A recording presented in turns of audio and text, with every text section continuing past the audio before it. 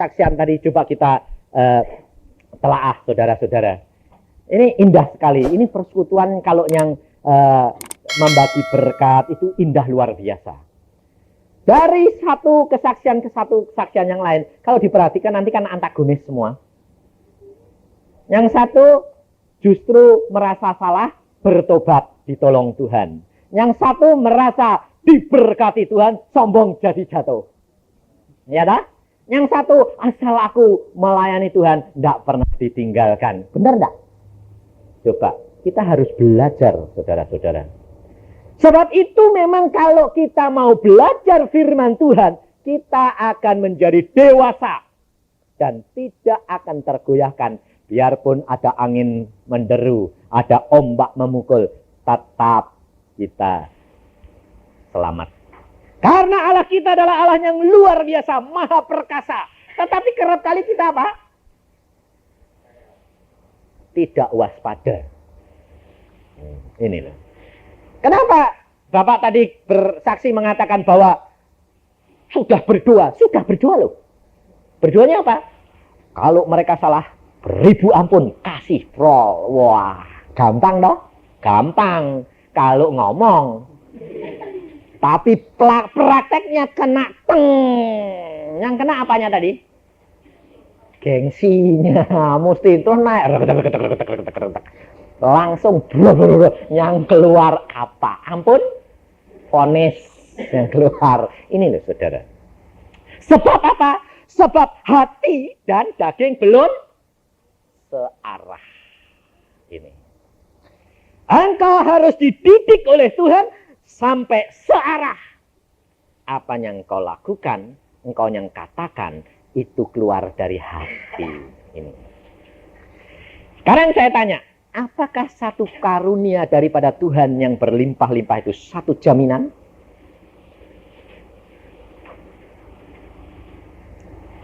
Apakah karunia yang diberikan oleh Tuhan itu keberhasilan maupun segala perkara suatu jaminan? Tidak. Justru yang diberi banyak dituntut banyak. Yang dipercayakan banyak dituntut lebih banyak. Beda loh. Yang diberi sedikit dituntut sedikit. Yang diberi banyak dituntut banyak. Yang dipercayakan banyak dituntut lebih banyak. Ada 3 hal, hati-hati.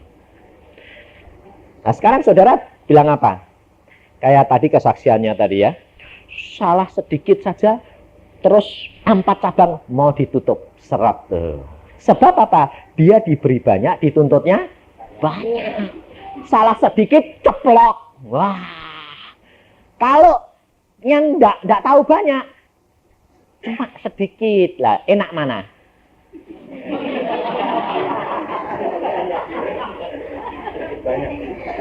Hah? Mau diberi banyak tuntutannya sedikit, ya dah. Bener enggak? Lah itu sebetulnya sifatnya siapa loh? Hah? Sifat daging, ego. Ini loh saudara. Banyak kadang-kadang Tuhan mengatakan, Pak Yusak saya ini salah sedikit saja kok. Loh, salah sedikit? Terus diapain? Pukulannya kok banyak. Loh, itu tandanya kamu pasti dipercayakan banyak. Tetapi kalau engkau dipukulnya sedikit, itu malah kamu harus sedih hati. Kok sedikit ya Tuhan? Mbok dipukul yang banyak. Loh, itu harusnya begitu. Lah itu tandanya, saudara kalau pakai mikroskop, tambah kelihatan yang kecil-kecil, kelihatan yang gede-gede. Yang kecil-kecil. Yang tidak kelihatan mata telanjang, kelihatan semua. Itu harusnya orang Kristen. Loh, tapi kepengennya apa? Yang kelihatan yang gede-gede aja, yang kecil-kecil jangan kelihatan. Loh, itu tambah blow-on atau tambah pinter? Loh, kalau Anda itu mulai tua, matanya itu sudah pakai kacamata, itu malah yang kecil-kecil malah hilang atau malah kelihatan? Malah hilang. Kelihatannya yang gede-gede. Sebetulnya itu baik loh. Menurut dunia. Sebabnya apa? Bapak-bapak ini, kalau tambah tua istrinya tambah baik apa tambah jelek? Hah? Loh, jujur. Yang bilang baik kan ibunya. Bapaknya dong, jangan malu. Ada ibu-ibu enggak apa-apa. Tambah baik apa tambah jelek? Tambah baik. Takut sama ibunya. Nah, jadi secara jasmani ya, jasmaninya kelihatan tambah jelek. Jadi kalau enggak pakai kacamata tambah baik dah. Betul dah? Nah, keriputnya enggak ketok. Tambah lama tambah remeng-remeng ketok. Jadi kelihatannya masih masa muda dulu ya dah. Tapi saudara perhatikan, itu dunia. Tapi kalau engkau di dalam Yesus, ini saya alami sendiri. Tambah lama tambah baik. Yang jelek gak kelihatan. Sampai heran saya. Saya bilang, loh Tuhan, istriku itu sudah setengah abad ini. Saya bilang, saya sudah setengah abad, dia setengah abad. Saya bilang, kok cinta saya kok tambah dalam ini piye? Bingung saya. Sebabnya apa? Loh ini saya buktikan sendiri. Sampai heran luar biasa. Istri saya itu kulitnya jadi tambah lama itu tambah tidak kuat. Betul dong? Tambah peka sekali lalu terjadi eksim. 3 tahun. Bayangin. Tapi saya lihat dia kok malah kesengsem. Saya bilang, loh eksim kok malah kesengsem? Kok bingung saya? Saudara tahu, justru di situ letaknya orang Kristen. Saya barusan tahu di situ itu kasih. Setelah saya menyadari, saya berdoa, Tuhan, Engkau kan tidak pernah memberikan penyakit ini. Ini bukan daripadamu. Dan saya berdoa, sungguh-sungguh. Tuhan jawab, itu tidak soal. Itu dapat dihilangkan dalam waktu 3 hari. Hah? Pakai apa? Aku kasih hikmat. Kasih aja obat ini. Langsung hilang dalam 3 hari. Bersih mulus lagi. Loh. Ini loh anak Tuhan itu jangan menghadapi musibah sedikit itu sudah grogi. Belum sudah loh kok begini Tuhan. Loh pertama kali kok begini Tuhan. Itu saja sudah merupakan suatu gerutuan yang paling kecil. Nanti lama-lama kok enggak sembuh. Lalu setan mulai ngomong, lah Tuhanmu mana? Aku enggak disertai lagi. Mulai jauh dari Tuhan. Saudara harus mengucap syukur. Sebab kalau kita menjadi anak-anak Tuhan, kalau dilihat yang jelek, tidak ada satu yang bisa masuk surga. Betul enggak? Coba orang segini banyaknya berani bilang, ada yang baik. Ya, suami bilang, istriku balik. Kalau di depan suaminya. Kalau di depan istrinya, coba di luar. Nanti kan lihat yang lain. Kalau pasti lebih baik daripada istrinya. Toh. Nah, ini terus terang, jujur saja. Iya tak? Ibu-ibu juga begitu tak dulu. Belum kena. Dia, aduh paling baik. Setelah kena, belangnya kelihatan semua. Aduh, hatinya sakit, ditipu. Ditutup-tutupi dulu, nggak ngaku. Sekarang jadi suamiku, jadi belangnya kelihatan semua. Kecewa, betul nggak? Perlu perlepasan itu. Sebab kecewa itu akarnya, akar pahit. Sebab mulai kecewa, lihat nanti kalau suaminya ngolok baikin sedikit, apa yang ngomong di sini? Pura-pura. Loh betul enggak? Ini loh, hati-hati. Bersihkan, kosongkan cawan bejanamu. Supaya menjadi berkat yang luar biasa. Ini pengalaman sungguh saudara. Kalau engkau ikut Tuhan, tambah lama, tambah kelihatan yang baik. Indah dengan Tuhan. Pada malam hari ini kita belajar firman Tuhan. Di dalam Yeremia pasal yang ke-17. Jadi nanti kalau kena firman Tuhan ngaku loh ya. Jangan malu-malu ya. Sebab ini terus terang saya kalau bawa firman Tuhan tidak tedeng ngaling-ngaling. Saudara seneng biar puji Tuhan, enggak seneng enggak apa-apa wong saudara enggak gaji saya. Enggak diundang lagi ya enggak apa-apa beneran. Wong enggak capek. Nah, wong saya kerja buat Tuhan. Jadi saya tuh orangnya enggak peduli saya. Pokoknya cos-plos. Nah, ya dah. Apa yang Tuhan berikan saya sampaikan. Saudara mau terima syukur, enggak mau terima syukur, yang penting nanti ketemu di surga apa enggak. Yang enggak ketinggalan, ya enggak bisa nyalah ke. Aku dulu sudah diperingatkan sama Pak Yusa. Nah, kalau bilang, aku enggak diperingatkan. Saya bilang, lu kok enggak ketemu? Di mana? Kok hilang? Sudah diperingatkan, tapi mengeraskan hati, ketinggalan. Nah, salahmu. Ya dah. Nah, nanti kalau siapa tahu di antara saudara ada yang kedudukannya lebih tinggi, saya pulang dulu, saya mesti nyambut engkau loh. Nanti caranya di sana itu masuk pintu gerbang, itu kelompok yang pertama, tingkatan paling bawah, itu mesti menyambut. Rantang-rantang, selamat datang di Firdaus. Wah, masuk. Jalan terus. Wah, tingkatannya lebih tinggi. Di sana, selamat datang di Firdaus. Nah, siapa tahu saya nyambut kamu, akan rugi. Lah, kok saya dulu yang memberikan pesan, kok saya nyambut dia. Nah, saya bilang, Tuhan, jangan ya Tuhan, tolong dong, dia naik ya saya naik dong Tuhan. Nah, jadi jangan mau ketinggalan. Ya, tidak jaminan. Seperti yang saya katakan tadi, suatu karunia Tuhan itu tidak merupakan jaminan bahwa engkau akan selamat. Tetapi pertobatan, ketaatan, kesetiaan melekat kepada Yesus terus, itu suatu jaminan. Percaya itu suatu jaminan. Tapi karunia Tuhan tidak merupakan jaminan. Itu anugerah. Ada seorang wanita, di mana pada waktu dia di SMA, dia diberkati Tuhan luar biasa. Dia mau ujian, dia begini, Tuhan, kau kan kuasa.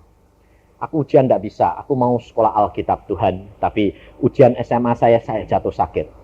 Kalau engkau memang menghendaki aku sekolah Alkitab, tolong ujianku supaya aku lolos. Saudara tahu, di dalam ujian itu dia tidak belajar sama sekali. Kalau dia melihat Amerika Latin ini penghasilannya apa, dia langsung dapat lihat. Ada karung-karung jagung dilempar dimakan ayam, lihat, oh jagung, tulis jagung. Jadi tiap jawaban dipimpin Tuhan, semua lulus. Nomor 2 satu sekolahan. Dan dia pada waktu sudah sekolah Alkitab, kemudian setengah jalan keluar karena dia kecewa. Dan akhirnya dia kawin dengan orang yang agama lain.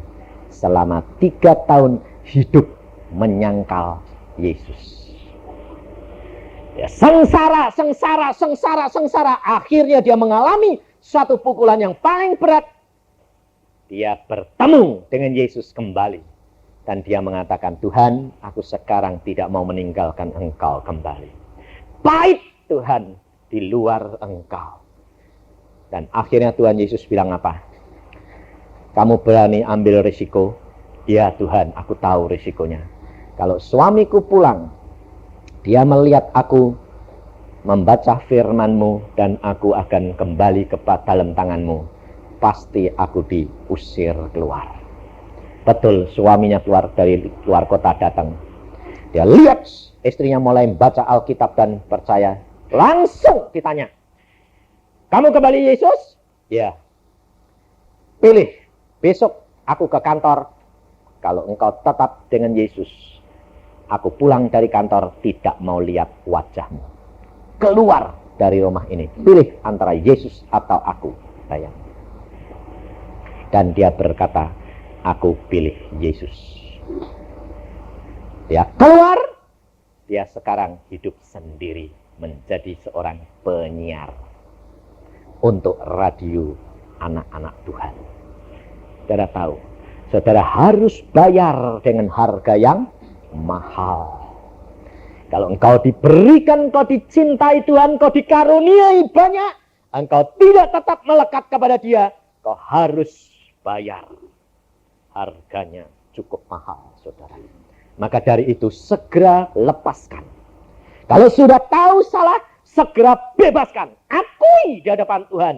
Maka Tuhan akan membebaskan engkau dan mengembalikan kedudukanmu semula. Jangan takut, apapun boleh terjadi. Dengan Yesus segala perkara dapat kita lakukan. Dalam Yeremia 17 ayat 1 sampai dengan 4 terlebih dahulu, Dosa Yehuda telah tertulis dengan pena besi yang matanya dari intan, terukir pada loh hati manusia mereka dan pada tanduk-tanduk mezbah mereka, sebagai peringatan terhadap mereka, mezbah-mezbah mereka dan tiang-tiang berhala mereka memang ada di samping pohon yang rimbun di atas bukit yang tinggi, yakni pegunungan di padang. Harta kekayaanmu dan segala barang perbendaharaanmu akan kuberikan dirampas sebagai ganjaran atas dosamu di segenap daerahmu. Engkau terpaksa lepas tangan dari milik pusakamu yang telah kuberikan kepadamu, dan aku akan membuat engkau menjadi budak musuhmu di negeri yang tidak kau kenal. Sebab dalam murkaku api telah mencetus dan akan menyala untuk selama-lamanya. Mari kita berdoa. Tuhan, firman-Mu sudah hamba bacakan dan anak-anak-Mu mendengar. Tuhan, kalau firman-Mu pada hari ini cukup keras kepada anak-anak-Mu, justru Engkau mengasihi mereka, Tuhan, supaya mereka menjadi laskar-laskar yang pilihan, menjadi anak-anak Tuhan yang militan, dan bukan menjadi anak-anak Tuhan yang tidak pernah dewasa. Terima kasih Tuhan, hamba-Mu serahkan dalam tangan-Mu. Roh Kudus sendiri yang akan berbicara, dan kami ikat segala kuasa gelap. Jangan turut ambil bagian dan curi firman Tuhanku ini. Dan kami tutup mulut-Mu, jangan Kau tambahi dan kurangi. Dalam nama Tuhan Yesus kami percaya. Amin. Yehuda, di dalam penglihatan daripada Nabi Yeremia ini, mengapa Yehuda yang kena? Dikatakan bahwa dosa Yehuda seperti batu yang diukir dengan pena besi yang matanya itu intan. Dosa itu demikian sudah melekat dan terukir. Mengapa ini sampai Yehuda mengalami perkara seperti ini? Padahal dia bangsa pilihan. Kenapa bangsa lain tidak diurusi Tuhan? Saudara dan saya bisa mengatakan apa? Itu orang yang tidak bertuhan.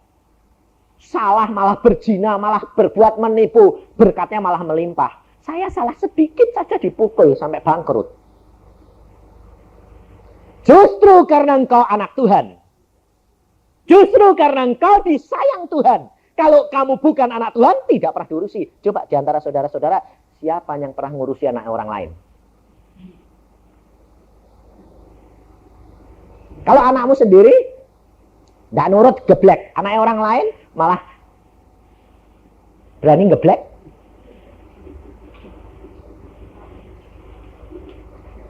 Anak saudara diajari sama anak orang lain. Yang digeblek anak saudara atau anaknya orang lain? Anak sendiri. Demikian juga anak-anak Tuhan. Anak-anak Tuhan kalau diajari berbuat dosa oleh anak-anak iblis, yang diajar anak Tuhan. Bukan anak-anak iblis. Anak iblis malah jaya, malah diberi berkat sama setan. Sebab apa? Sebab bapaknya memang bapak setan. Dan dia senang kalau anak-anak Tuhan hilang. Jadi kalau saudara diajak, dan mereka tambah diberkati, itu lumrah. Karena setannya senang. Ya benar, supaya anak Tuhan itu turut jadi anak saya. Nah, padahal saudara itu perhatikan. Harga jiwa saudara. Karena apa? Karena saudara hanya mengalami apa? Secara rohani, tidak secara jasmani. Sehingga saudara tidak mempunyai pengalaman yang nyata dengan Tuhan. Seperti yang dikatakan tadi. Tahu Tuhan tapi tidak mengenal Tuhan. Karena apa? Rohaninya sih tahu, jasmaninya tidak tahu. Tidak kenal. Kalau kenal itu harus rohani dan jasmani. Saudara kalau sudah mengenal jamahan Tuhan, luar biasa. Luar biasa. Dunia tidak ada artinya lagi. Karena apa? Karena jamahan Tuhan itu luar biasa. Di dalam hati kita ada damai sejahtera. Tetapi kalau engkau sudah dijamah Tuhan secara jasmani, aduh, air mata tidak bisa kamu bendung. Saya tidak bisa membayangkan, kata-kata tidak ada yang dapat menggambarkan. Tuhan tidak ngomong apa-apa. Tuhan hanya ngomong, Yusa, hanya nama saya disebut 3 kali. Tapi rambut saya dilus-lus. Yusa, Yusa. 3 kali Tuhan jamah saya. Saya tidak dapat berkata apa-apa. Hanya menangis, menangis, menangis. Karena Tuhan berbicara banyak. Dan dia berkata, aku mengasihi kamu lebih daripada ibu dan ayahmu.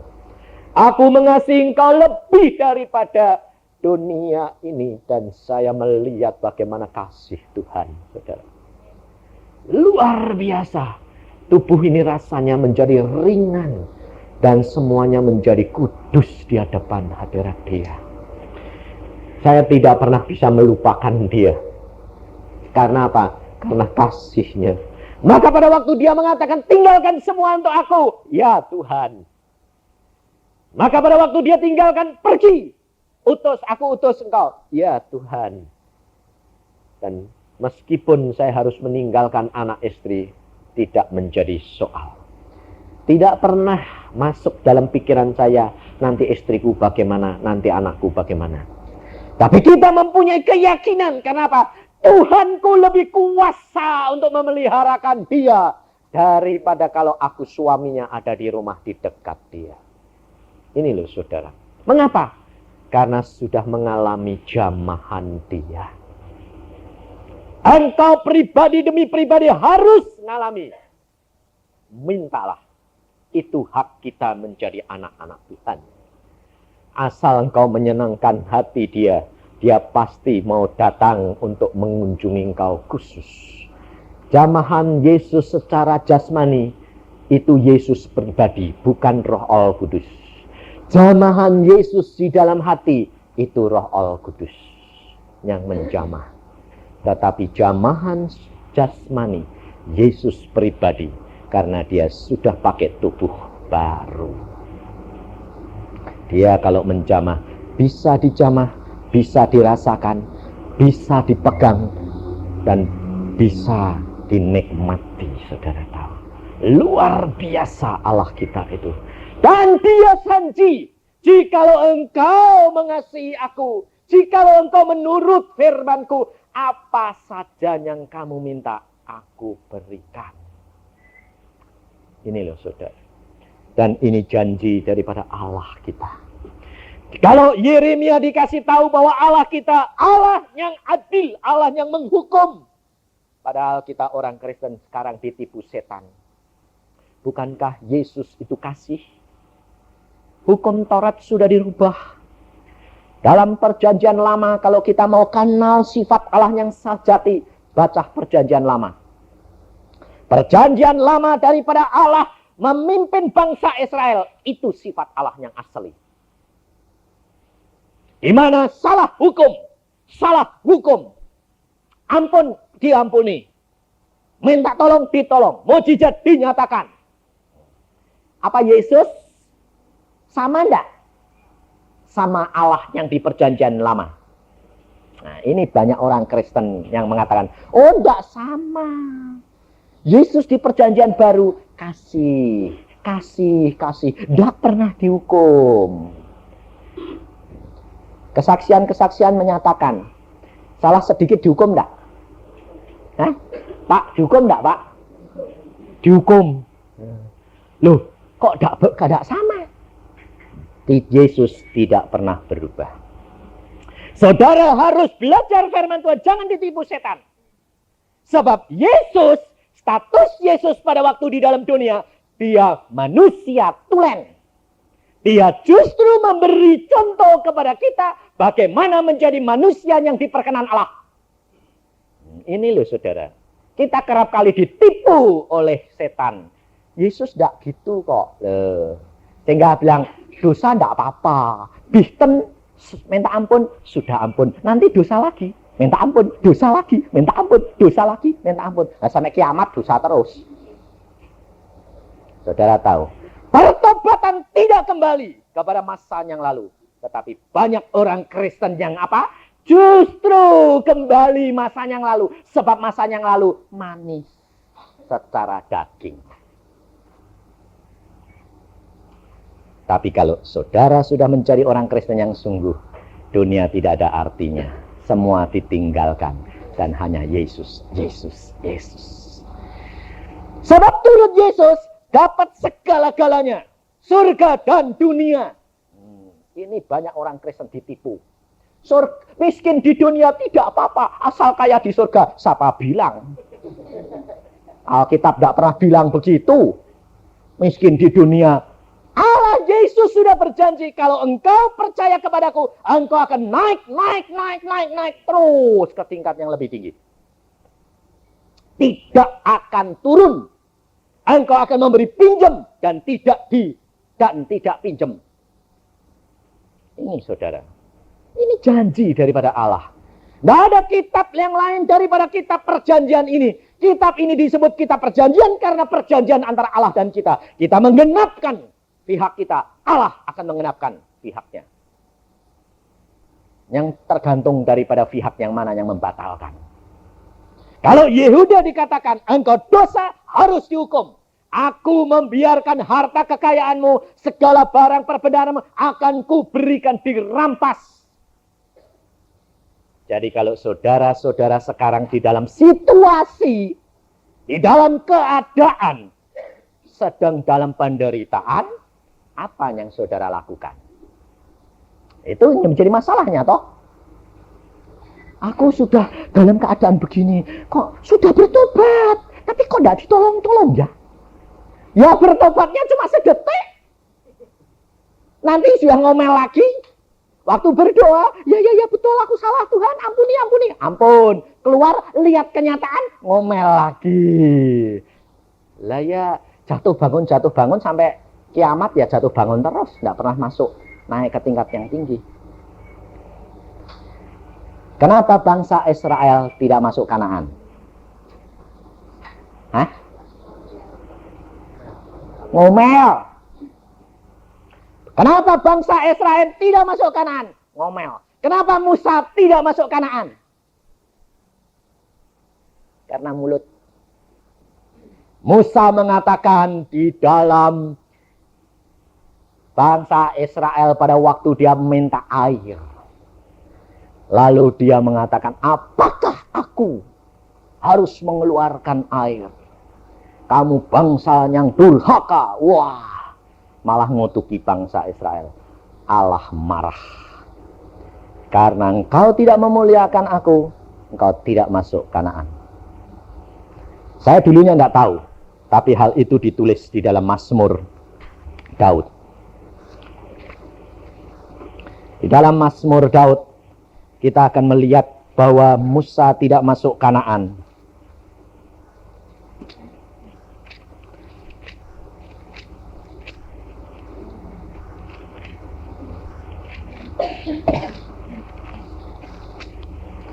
Mazmur Daud 106 ayat yang ke-32 dan 33.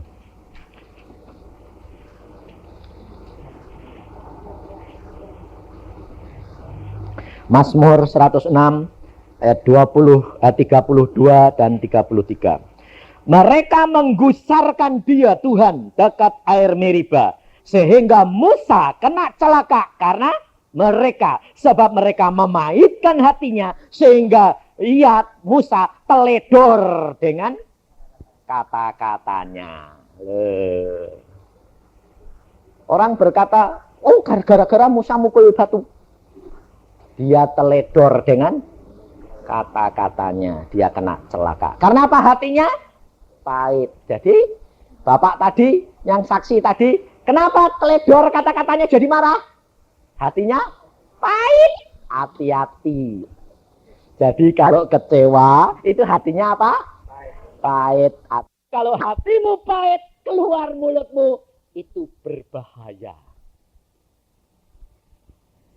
Jangan sekali-kali kita tinggalkan melekat dengan Tuhan. Sebab iblis selalu seperti singa, mengintai terus. Lubang sedikit masuk. dan akhirnya terjerumus. Saudara tahu, saya sendiri mengalami ini. Jangan dikira bahwa hamba Tuhan itu pasti safe. Malah yang ngintai itu lambah banyak. Tapi kita hidup di dalam jalan Tuhan yang dibatasi dengan kaca. Tidak usah takut. Setan tidak berani masuk jalan sini kalau kita tidak keluar. Saya pada waktu ke Australia, pelayanan datang minta. Lalu Tuhan mengatakan begini, saya bilang, maaf, saya datang ke sini untuk rekreasi dengan anak istri saya. Belum tentu saya melayani. Tapi nanti malam saya akan berdoa dan Tuhan jawab bagaimana. Saya berdoa. Tuhan, permintaan pelayanan banyak. Engkau tahu juga aku rekreasi dan pergi ke sini ya rekreasi dengan anak istri. Apakah aku harus melayani Tuhan? Tuhan memberikan lihat saya gini. Saya pakai piyama, tapi sampai di sini jas pantalon. Lalu pakai merah, hijau, kuning, abang hijau.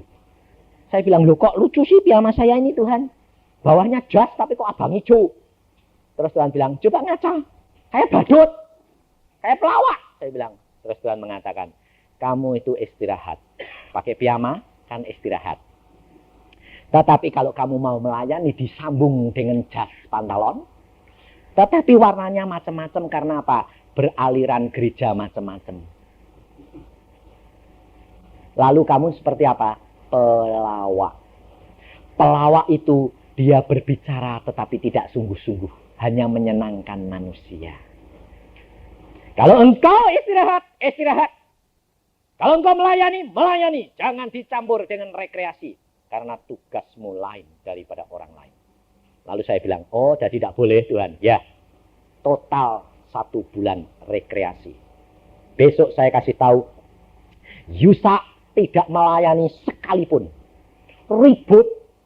Hamba-hamba Tuhan bilang apa? Hamba Tuhan kayak apa model gitu? Harus siap di mana-mana. Saya bilang, hamba Tuhan ini wong kacung kok. Saya bilang, kalau Tuhan bilang tidak, ya tidak. Kamu mungkin hamba Tuhan yang punya kuasa, yang diberi otoritas. Tapi saya tidak diberi otoritas sebab saya utusan khusus. Dia mengatakan libur, libur. Saya libur. Wah, 1 bulan penuh. Lalu kita mau pergi ke gunung salju. Kan orang Indonesia selalu kepengen kalau ada salju. Anak saya mengatakan begini, yuk Pak, pergi ke gunung salju, yuk kita berdoa dulu. Setiap minggu kita puasa loh. Hari Rabu puasa, berdoa. Tuhan mengatakan, jangan berangkat ini, minggu depan. Padahal menurut orang Sydney, Australia, 3 minggunya akan datang. Barusan top-topnya paling bagus salju. Tapi Tuhan mengatakan, minggu depan berangkat. Oke, saya bilang, saya berangkat minggu depan. Saya sewa mobil, saya berangkat ke sana. Saudara tahu, cuacanya luar biasa. Panas. Sebab istri saya itu perlu jalan cepat tetapi tidak ngek-ngek. Sebab dia kalau naik mobil berhenti-berhenti itu tumpah.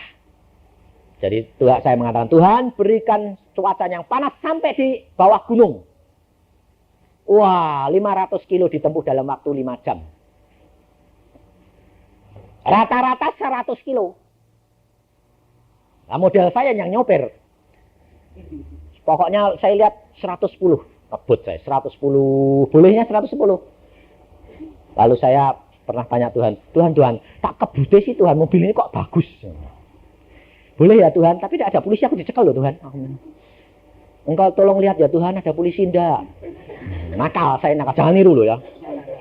Sebab belum tentu saudara boleh. Lalu anak-anak, Pak, jalan berapa? Mas tak kebut tok. Nanti saya tak takon, untuk lah, Tuhan tak kebute ya. Tak coba ngepolke tok sedelok. Tak kebut cuma 150 habis. Tapi Tuhan bilang, cepat kurangi. Oh ya, kurangi. Jalan 110 ketemu polisi. Polisi ya. Itu loh saudara. Dan kita tiba di sana, anak-anak saya itu apa? Ribut. Ributnya apa? Pak, ini Pak Yah ini Pak, kita harus berdoa. Berdoa apa? Cari WC yang ada airnya. Kalau Pak di luar negeri mana ada WC dengan air? Semua kan pakai karpet. Pakai tisu ya toh? Dan anak saya ada Isa keluar, takut. Wah, ini kamu sudah gede kok gini, saya bilang. Aduh, Tuhan ini bagaimana? Saya berdoa, Tuhan, anakku ini, maaf ya Tuhan, cari WC yang ada airnya. Yang pakai air, jadi bawahnya itu pakai mosek, tidak karpetan gitu loh. Hotel-hotel itu karpetan semua Tuhan. Kita sudah sampai di sana, saudara tahu. Di bawah jalanan itu ada satu villa. Kita sudah jam 5, mata saya itu bisa Tuhan, lihat tuh. Itu ada villa itu, kelihatannya villa itu. Oh, tidur di situ, saya bilang. Stop, putar. Masuk situ, kita masuk. Saya tanya, berapa? Semalam, satu orang $14. Ah, murah, saya bilang. Rata-rata 30, ini 14. Lihat masuk ke dalam, bagus semua. Ruangannya, semua disedia, ini kitchennya semua. Tapi pertama kali anak saya yang masuk apa? WC. Masuk, wah puji Tuhan. Saya bilang apa? Loh, kenapa? Mosek semua dan ada embernya. Ini tempat kita, Papa. Tuhan itu luar biasa. Sampai perkara yang kecil diurusi. Saudara tahu? Allah kita itu tertib luar biasa. Tidak pernah terlambat dan tidak pernah tergesa-gesa. Dan pada waktu kita pergi ke sana, besok paginya kita main salju, panasnya luar biasa. Anak-anak saya bilang apa? Lah kalau gini ya tidak pernah ngalami ya Pak, hujan salju ya. Loh lah kamu kenapa? Minta panas. Lah tapi kita ya mesti ngalami hujan salju itu rasanya kayak apa? Ces kayak apa? Sembayang, Bapakmu punya langit dan bumi. Dia berkuasa memberikan kepada kamu. Jadi di sana sembayang, Tuhan, kami minta hujan salju ya Tuhan. Ngerasain saja. Sebentar lagi perpet setengah jam hujan salju. Sampai anak-anak saya tuh jingklak-jingklak mainan salju. Bikin pop, bikin anu. Waduh, Tuhan kok sayang ya Pak. Sampai minta hujan salju di panas terik turun setengah jam. Saudara tahu. Kalau saudara sebagai anak-anak Tuhan secara duniawi, secara jasmani tidak ngalami, kapan engkau percaya bahwa Allahmu itu punya langit dan bumi yang menjadikan langit dan bumi? Engkau harus berani didik anakmu. Mungkin saudara mengatakan, ya aku tidak punya iman. Tapi kalau saudara berani bertindak, biarkan anakmu yang polos masih kecil itu, yang berdoa, Tuhanmu, Allahmu akan menggenapinya. Praktekkan. Kalau tidak jadi, jangan mau jadi orang Kristen. Berani enggak? Enggak berani toh? Ya deh iya. Lah kalau bilang ya deh iya, ya enggak iya, ya enggak iya, enggak jadi. Iman. Dan sesuai dengan firman Tuhan, minta, tapi minta apa? Minta kepada Roh Al Kudus lebih dahulu. Rema lebih dulu. Jadi pada waktu mereka minta, saya berdoa, Tuhan, boleh enggak? Minta. Maka aku akan beri. Oh, saya bilang, minta kepada bapakmu. Tidak saya yang minta. Sebab kalau saya yang minta, nanti anak-anak tidak punya pengalaman pribadi. Minta kepada bapakmu, engkau akan diberi. Ya berdoa. Setengah jam turun salju. Luar biasa Tuhan. Lalu anak perempuan saya, kepengen bunga Edelweiss. Edelweiss tahu tak? Bunga yang tidak pernah layu itu. Dia bilang, Mah, di sini mesti ada Edelweiss, cari-cari tidak ada. Kamu minta sama Allahmu, bapakmu nanti diberi. Di hotel ada bunga Edelweiss segebung. Segebung, segini. Banyak. Lalu malamnya saya berdoa. Tuhan, itu bunga. Anakku perempuan ini kepingin. Tuhan ngomong sama saya. Mintaan sama yang punya hotel, nanti tak gerak ke hati ini. Biar dikasihkan kamu semua. Semua. Padahal 10 biji $3. Segebung. Lalu saya bilang sama anak saya pagi-pagi. Nanti kita mau pulang ya. Sudah 3 hari di sana. Kamu kan kepengen Edelweiss. Itu loh mintaan. Itu milikmu. Masa papa? Berdoa. Dia berdoa. Tuhan, aku minta ya Tuhan. Itu. Dituding sama dia. Itu. Lalu waktu pulang. Saya yang punya hotel, saya ngomong sama dia. Kasih souvenir sama saya dong. Saya bilang, saya sudah tinggal di sini 3 minggu, 3 hari. Lalu dia bilang, apa? Hem saya? Oh enggak, bau. Saya bilang, apa kamu minta? Bungahmu yang di jendela itu loh. Satu kebun itu. Kamu mau itu? Iya. Ambil. Berapa? Semuanya. Anak saya langsung lari, puji Tuhan. Bawa pulang sekebun. Dia bilang, Tuhan itu kok luar biasa ya Pak. Padahal ngumpulinnya setengah mati loh Pak ini. Tapi Tuhan itu Allahmu yang luar biasa. Anak-anak kita harus mengalami perkara-perkara yang nyata dengan Dia. Nanti anakmu engkau tinggal di mana tidak akan kau khawatir. Karena apa? Dia punya Yesus Allah yang berkuasa. Yang menuntun langkah-langkahnya. Langkah demi langkah. Firman Tuhan selanjutnya mengatakan kepada kita dalam ayat yang kelima. Beginilah firman Tuhan. 3 perkara, saudara perhatikan. Di mana saudara termasuk di sini. Terkutuklah orang yang mengandalkan manusia. Pertama. Yang mengandalkan kekuatannya sendiri. Kedua. Dan yang hatinya menjauh daripada Tuhan. Ia akan seperti semak bulus di padang belantara. Ia tidak akan mengalami datangnya keadaan baik. Ia akan tinggal di tanah hangus di padang gurun. Di negeri padang asin yang tidak berpenduduk. Loh, sekarang keadaan saudara ini bagaimana? Sedang dalam keadaan problema? Sedang ditinggalkan?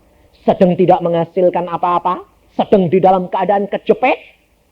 Saudara berada di padang gurun yang sepi kosong. Tetapi hal ini mengapa terjadi? Pasti saudara terletak di salah satu daripada ketiga hal ini. Terkutuklah orang yang mengandalkan manusia. Jikalau saudara mengandalkan manusia yang lain, mengharapkan pertolongan manusia yang lain, saudara dikatakan terkutuk. Apakah hal itu dapat diberkati? Tidak bisa. Perhatikan. Saudara pada waktu di dalam kesulitan, yang saudara cari siapa? Lari kepada hamba Tuhan atau kepada saudara seiman atau tidak? Atau lari kepada saudaramu yang lebih kaya? Atau saudaramu yang lebih rohani? Apakah pendeta itu tidak hamba Tuhan, tidak manusia? Apakah saudaramu seiman, tidak manusia? Firman Tuhan berkata, terkutuklah orang yang berharap pada manusia. Saya kalau ada masalah apa-apa, saya kepada Tuhan. Bukan berarti saudara tidak boleh datang kepada manusia. Jangan salah mengerti loh. Tetapi saudara harus datang dulu di hadapan Tuhan. Mengatakan, Tuhan, Roh Kudus, Engkau adalah penolongku, pemimpinku, penuntunku. Yang memberikan tahu apa yang akan datang. Apa yang saya harus berbuat Tuhan.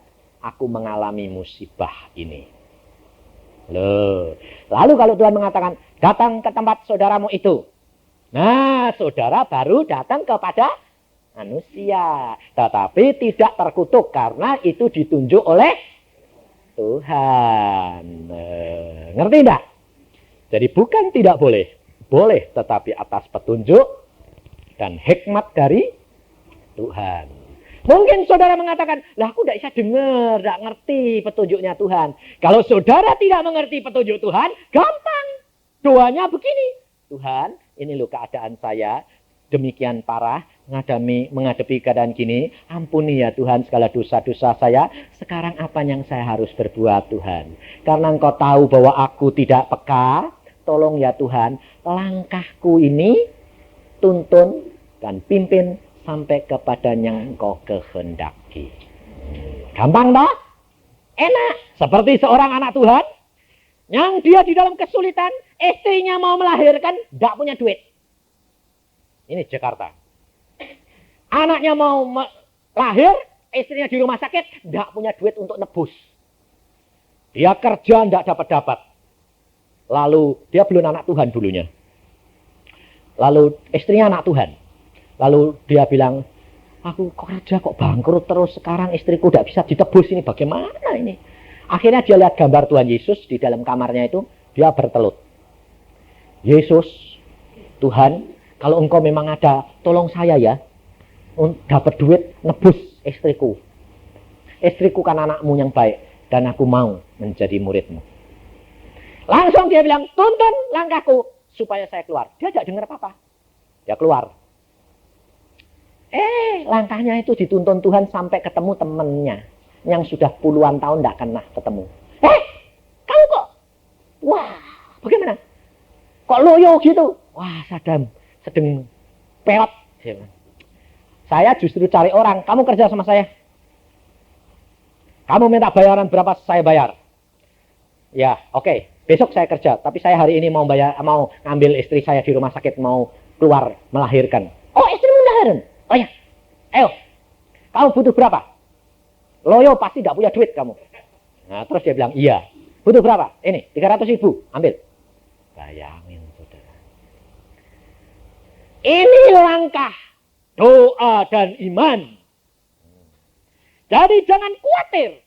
Di dalam perkara ini, harap sama Tuhan lebih dahulu. Nanti Tuhan memberikan petunjuk dan pertolongan jalan keluar. Karena firman Tuhan mengatakan engkau tidak akan dicobai lebih dari kekuatanmu. Pada masanya engkau diberikan jalan keluar. Jadi di dalam penderitaan, di dalam masalah yang tidak bisa keluar, berdoa, ucapkan syukur, tetapi bertobat lebih dahulu. Mengapa aku tidak dapat keluar? 3 perkara ini. 1, mesti engkau mengandalkan manusia.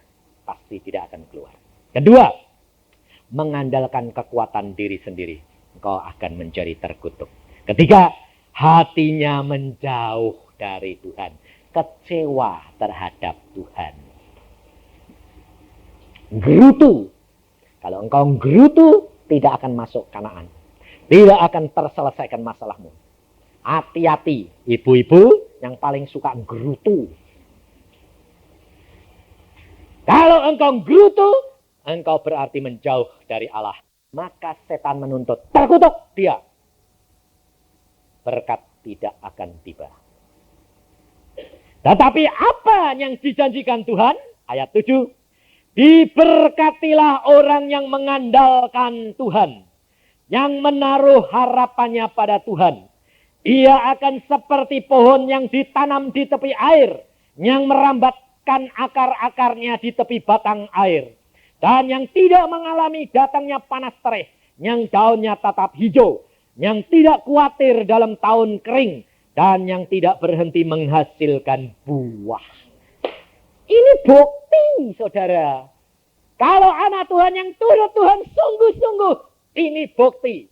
Dan saya alami. Tidak pernah kurang. Naik terus. Tidak pernah khawatir. Tidak pernah susah. Tidak ada masalah. Ada kekeringan, kita tidak takut.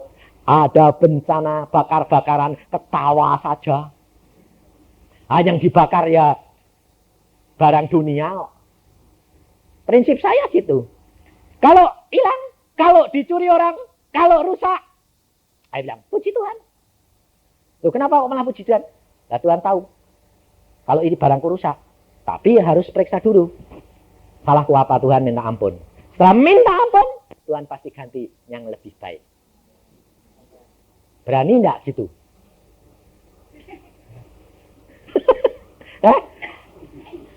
Ini loh saudara. Sebab ini firman Tuhan. Barang siapa berharap kepada Tuhan, mengandalkan Tuhan, Tuhan akan bertindak menjadi sumber yang tidak pernah kering. Dia luar biasa Allah kita itu. Allah kita yang menjanjikan segala perkara. Kenapa kita takut? Baru kantongnya kempes saja sudah, matanya sudah lirik sana. Bagaimana ya? Sudah kebingungan. Makanya untuk mencapai tingkat ini, saudara harus dididik dari bawah. Mengalami dulu kesulitan, ditolong sedikit demi sedikit. Naik terus, naik. Sebabnya apa? Sebab kalau tidak, saudara nanti tidak kuat. Ini. Tapi kalau engkau sudah lolos, naik terus.